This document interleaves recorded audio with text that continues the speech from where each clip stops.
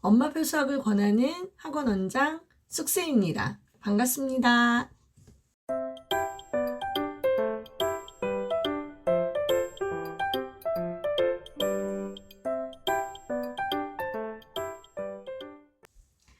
오늘은 제가 이제 어떤 케이스를 말씀을 드릴 거냐면, 이번에 적용할 수 있는 학년은 제가 볼 때는 4학년 이상일 것 같아요.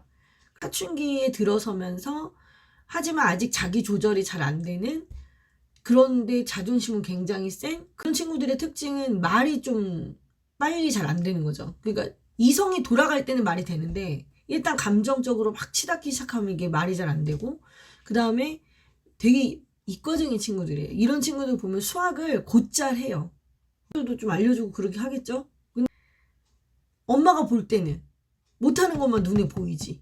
엄마 앞에서 뭐 내가 수학을 어쩌네 저쩌네 이런 얘기 하는 것도 자긴 싫은 거지. 나보다 못한 애들한테 알려주는 건 상관없지만.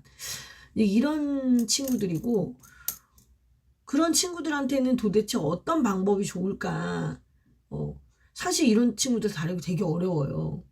또 너무 가까이 하기에는 D고, 그러니까는 말도 잘 못하겠고, 안 그러면은 엄마가 애를 이제 맘대로 하려고 그러면 같이 치고받고 막 이렇게 되는 그런 경우가 되게 많이 생기기 때문에 애로사항이 되게 많죠. 엄마 입장에서는. 그렇다고 차라리 자기도 이성적인 사람이야. 자기도 막 그 이과적인 그런 기질이 강한 사람 같으면은 차라리 말을 안 하겠죠, 많이. 야, 이렇게. 넌 이거만 해. 하고 그냥 그렇게 일적으로만 서로 얘기하고 끝낼 것 같아. 근데 대부분의 엄마들이 좀 안 그래요. 생각보다 많은 엄마들이 감정적이란 말이에요. 특히나 우린 나이를 먹었잖아. 그래서 오랫동안 참고 살아온 것도 있기 때문에 뭔가 좀 잘 안 되면 울컥하고, 화나고 이런 걸 잘 누르지를 못하는 그런 엄마들이 되게 많잖아요. 그러면 이럴 경우에 상극이 되는 거예요. 둘이 계속 싸우게 되고. 그럼 이런 친구들은 어떻게 공부를 해야 되냐? 사설이 길었죠, 또?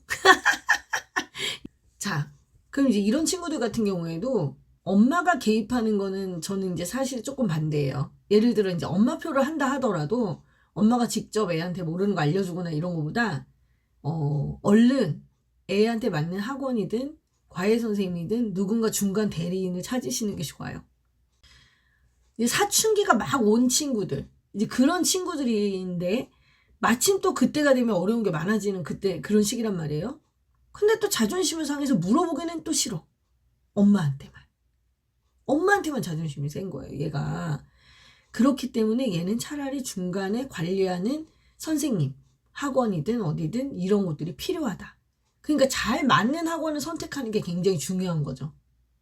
근데 아직 4학년이나 5학년이나 뭐 이 정도 애들은 학원을 찾을 수 있는 그 시간적인 여유가 많아요. 얘가 중학생이 아니잖아요. 그러니까 맞는 학원을 뭐 여기도 다녀보고 저기도 다녀보고 할 수 있겠죠. 근데 원장님이랑도 얘기를 좀 잘 해보고 아이에게 잘 맞는 학습법, 뭐 문제를 많이 푸는 게 좋은지 이 애한테, 아니면 왜 자기가 말하는 걸로 영상을 찍어서 하는 학원도 있고, 아니면 뭐 미리 영상을 보고 와서 공부해가지고 와서 선생님한테 질문하는 학원도 있고, 종류가 되게 여러 가지란 말이에요. 그거를 애하고 잘 상의를 해서 잘 적응하는 그런 곳을 찾으시면 되는 거예요.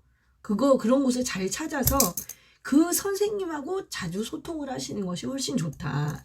그 다음에 얘 그런 생활 관리라던가, 얘가 이제 그 중간중간에 점검을 해야 된다거나 이런 자기 생활 패턴을 관리는 해야 될 거 아니에요. 그러니까 그런 관리 체크리스트는 사실 좀 필요한 거죠.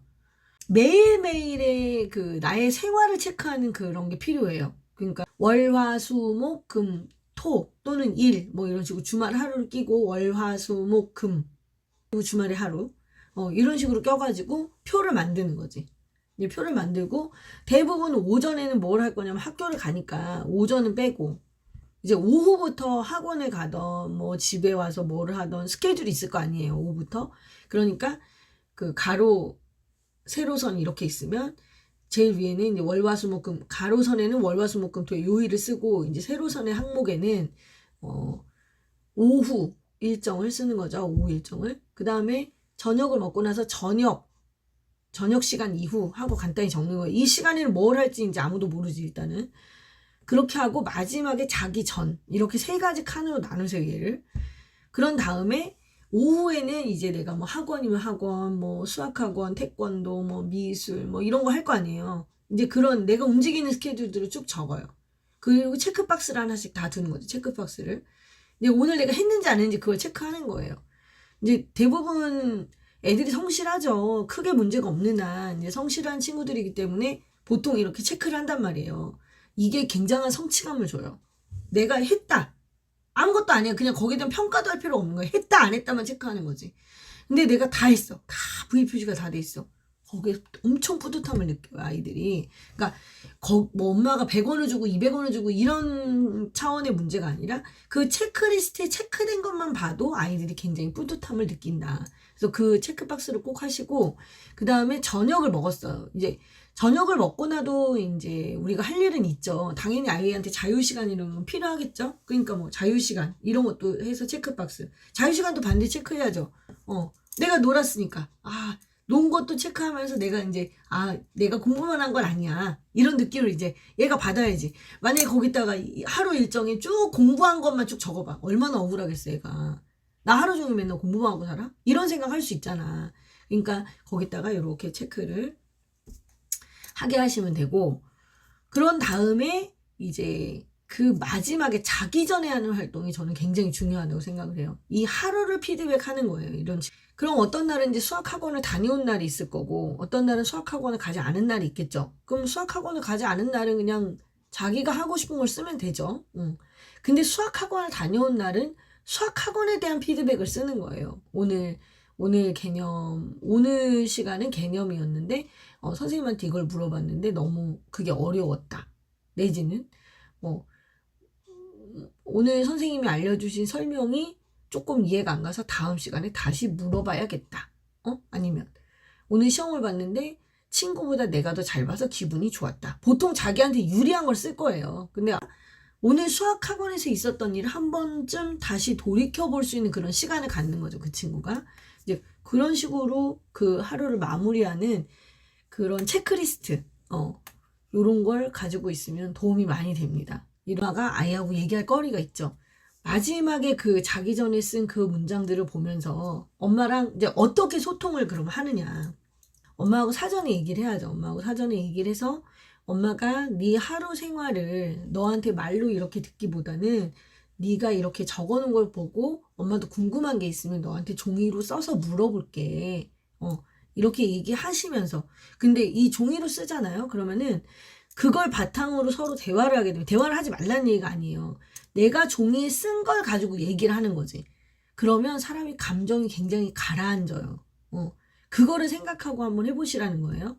그러면 이제 애가 이 포스트잇이라던가 엄마랑 주고받는 서로 노트 같은 것도 상관없어요. 근데 포스트잇이 더 낫겠죠, 아무래도.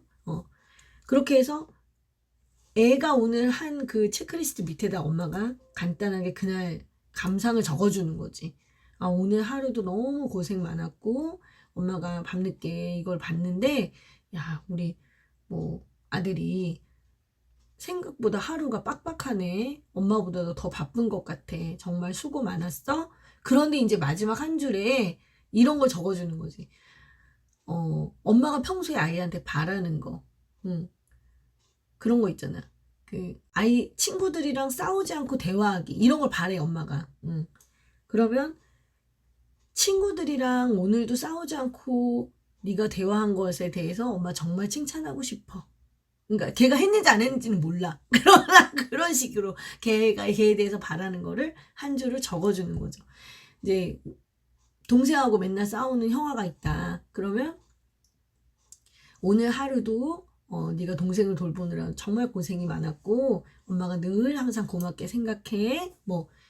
사랑한다. 이런 거 한마디만 걔가 적어줘도 그 다음날 또 애가 동생한테 하는 행동이 또 달라지겠죠. 그러니까 그런 것들을 같이 하는 거예요. 이 종이 한 장으로. 그러고 수학도 만약에 얘가 모르는 게 있었어. 그러면은 야, 그런 개념은 엄마도 어렸을 때 좀 어려웠던 것 같아. 그 수학 개념에 대한 멘트도 같이 날려줄 수 있는 거죠. 네가 다음날 선생님한테 물어볼 생각을 했다는 것도 엄마는 참 기특하네. 꼭 잊지 말고 물어보렴. 뭐 이런 식으로 멘트를 같이 날려주는 거예요. 그러면은 걔가 엄마가 그래도 나한테 대놓고 뭐 수학 문제를 알려주진 않지만 엄마는 내 공부를 늘 신경 써. 이런 기분을 갖는 거예요, 아이가.